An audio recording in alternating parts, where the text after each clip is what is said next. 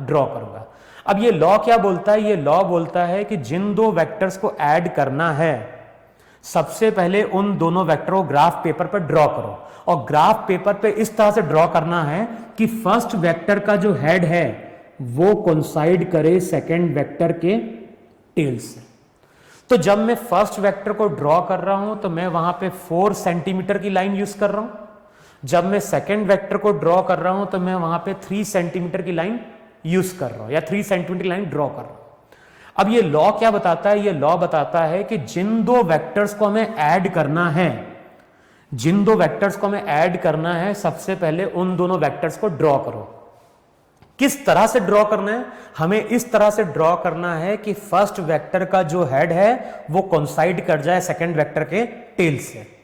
अगर ऐसा हो गया तो, अगर ऐसा हो गया तो उस केस में जब हम फर्स्ट वेक्टर के टेल से सेकंड वेक्टर के हेड को ज्वाइन करते हैं तो ये हमें देता है रिजल्टेंट वेक्टर।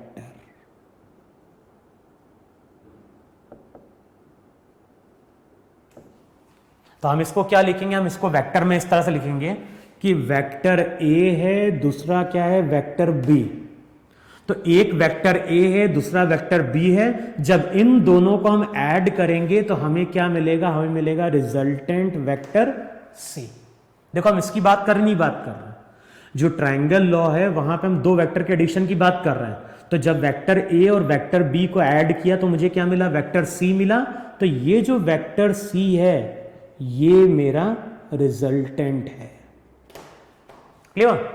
तो ट्रायंगल लॉ क्या बोलता है? ट्रायंगल लॉ बोलता है कि अगर हमारे पास दो वेक्टर्स हैं और दो वेक्टर्स को हमने इस तरह से ड्रॉ किया है कि फर्स्ट वेक्टर का हेड कोइंसाइड कर रहा है सेकंड वेक्टर के टेल से, तो उस केस में जब भी हम फर्स्ट के टेल से सेकंड के हेड को ज्वाइन करेंगे तो हमें क्या मिल जाएगा? हमें मिल जाएगा वहां पे रिजल्टेंट वेक्टर। क्लियर?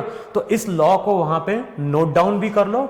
ये लॉ मॉड्यूल में भी दिया है और बुक में भी दिया है ना? तो ये लॉ क्या डिफाइन कर रहा है? ये लॉ डिफाइन कर रहा है if the two vectors are drawn, अगर लिखना है तो नोट डाउन कर लो, if the two vectors are drawn such that the head of first vector coincides with the tail of second vector. Clear?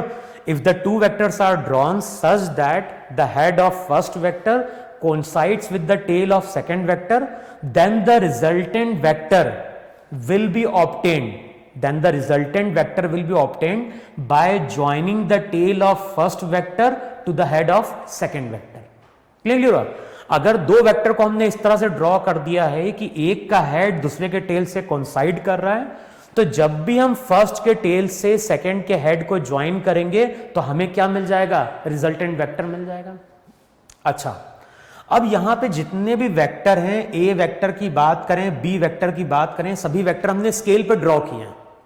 इसका मतलब है कि अगर मैं किसी तरह से इस लाइन की लेंथ को कैलकुलेट कर लूं तो मुझे क्या मिल जाएगा? मुझे मिल जाएगा रिजल्टेंट वेक्टर का मैग्नीट्यूड। मान लो ये लाइन की जो लेंथ है, मान लो ये जो लाइन है, इस लाइन की लेंथ निकल के आ गई 6.2 सेंटीमीटर। ये भी वेक्टर स्केल पे है, ये भी वेक्टर स्केल पे है। तो जो रिजल्टेंट वेक्टर होगा उसकी लाइन की लेंथ क्या बताएगी? लाइन की लेंथ बताएगी उसका मैग्नीट्यूड।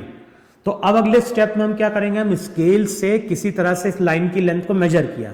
मान लो लाइन की लेंथ कितनी निकल के आई? 6.2 सेंटीमीटर। तो हम क्या बोलेंगे? हम बोलेंगे कि जो रिजल्टेंट वेक्टर सी है उसका मैग्नीट्यूड कितना है? 6.2 न्यूटन है। इसका मतलब है कि 4 और 3 को हमने ऐड किया तो यहां पे क्या मिल गया? 6.2 न्यूटन मिल गया। अब अगले स्टेप में प्रोटेक्टर यूज करो और प्रोटेक्टर से ये एंगल अल्फा क्या कर लो? फाइंड आउट कर लो। अगर मैंने ज्योमेट्री से ये एंगल फाइंड आउट कर लिया तो हमें दोनों चीज के बारे में इंफॉर्मेशन मिल गई। हमें ये मालूम चल गया कि जब हमने दोनों वेक्टर ए और बी को ऐड किया तो मैग्नीट्यूड आया कितना? 6.2, और उसका डायरेक्शन क्या है? उसका डायरेक्शन है at an angle alpha with the horizontal. Clear हुआ? तो ये लॉ की जब भी हम बात कर रहे हैं तो ये लॉ क्या बता रहा है? ये लॉ बता रहा है कि अगर दो वेक्टर्स को हम ड्रॉ कर रहे हैं, एक का हेड दूसरे के टेल से कोइंसाइड कर रहा है, तो जब भी हम फर्स्ट के टेल से सेकंड के हेड को ज्वाइन करेंगे तो हमें वहां पे क्या मिल जाएगा? रिजल्टेंट वेक्टर मिल जाएगा। क्लियर हुआ इतना? तो इतना नोट डाउन करो वहां पे।